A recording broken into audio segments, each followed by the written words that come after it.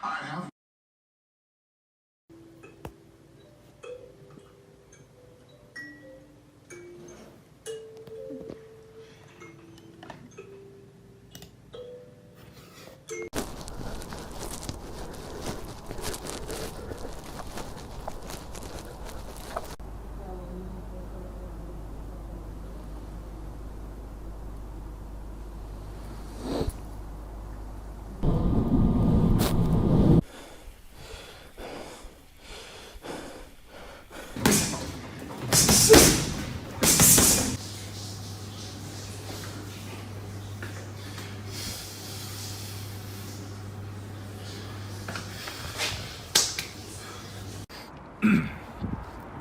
Go fucking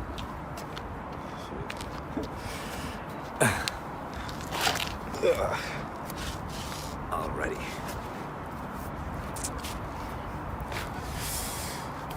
Okay. You can't out-train a bad diet. Balls. You can't out-train a bad diet. I can. So this is how I've been eating junk food every single night. Well, pretty much every single night for years. I've been bodybuilding for 5 years. I'd say that I'm in pretty good shape. So how have I been eating so much junk food and been able to grow or at least maintain a aesthetic body? Is using the simple formula calories in versus calories out. So energy in, energy out. It's just physics. It's the only thing you need to know in terms of gaining or losing weight. So I've been doing bulks and cuts, so which means I've been weightlifting and then doing a bulk, which is getting my calories slightly higher, so about 200-300 more than I need, gaining about half a pound a week, and which makes muscle and fat, and then eventually cutting, which just loses fat and tries to maintain muscle. Now I've been doing both bulks and cuts, eating just junk food, and I'll get so many comments from people who don't really understand this type of concept. They'll see me eating McDonald's and think that it's unhealthy food. They'll see me eating any kind of snacks and think, oh, how do you have a body like that? There's no such thing as unhealthy food. There's calories and there's macros, and yes, there's food that's processed and it has sugar, but it doesn't matter in terms of your body composition. That matters in terms of your actual health. But I feel healthier than I've ever been before, and I literally just had like a binge yesterday, and I had the binge a night before and the night before. I went to McDonald's 3 days in a row. Alright, so what's some advice I can give you if you're trying to build a body similar to mine, or at least trying to gain muscle and look aesthetic, and you still like eating junk food, because I do, and I know that it tastes amazing. So first and foremost, train really hard. Make sure you're in the gym pushing yourself to your limits. Log your progress if you can as well. Keep a little logbook and stuff, and track your weight and stuff. 2, intermittent fasting, probably one of the best things you can do for this.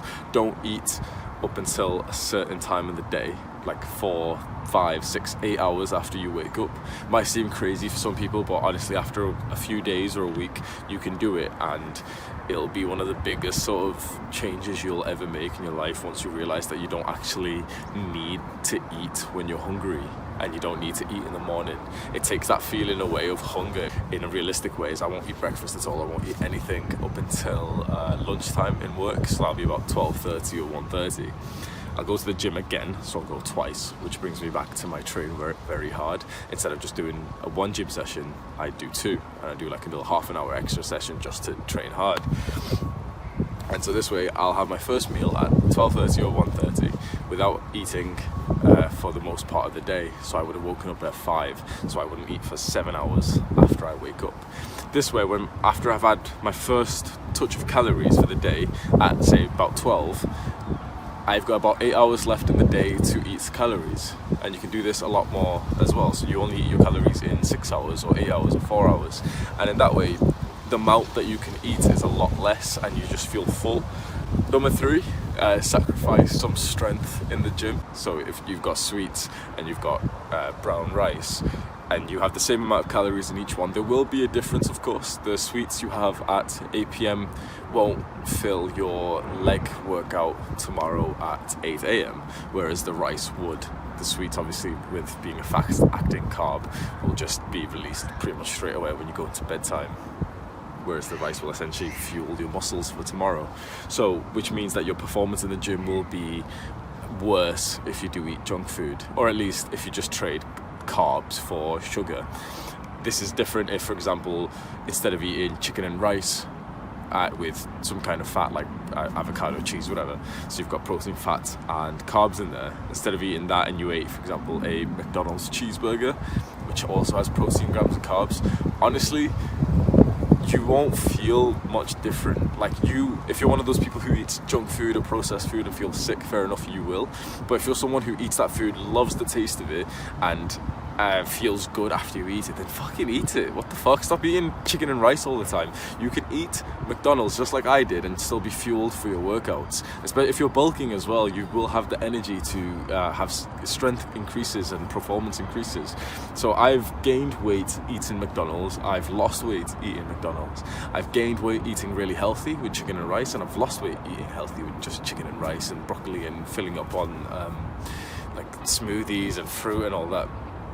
It's just the amount that you eat.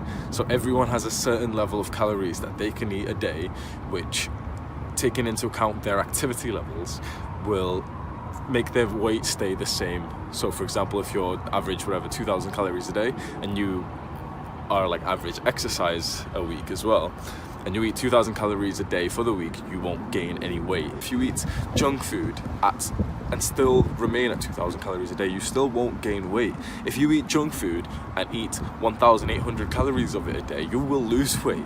The most oppressive thing of weight loss is the food that you have to eat that you don't want to, and that's why it's hard, because you have daily struggles every time you get a craving. But what I'm saying is to just eat those cravings, enjoy yourself, but just track the calories. That's literally all I do, and I've been putting in slides of my progress throughout the years. So I started skinny at 115 pounds. I ate this type of food all the way through my 5-year journey of going up to like 150, then cutting a bit, going up to 160, cutting a bit, going up to 170, cutting a bit, 80, whatever. And I've been able to bulk and cut eating this food, and anyone else can as well. It's just the 3 things: work really hard in the gym and outside of the gym, intermittent fasting, so save your calories till later on, and the fuck was the third one? Like calories in, calories out, I don't know. Fell down this thing. Alright, this is the view where I've been sitting at.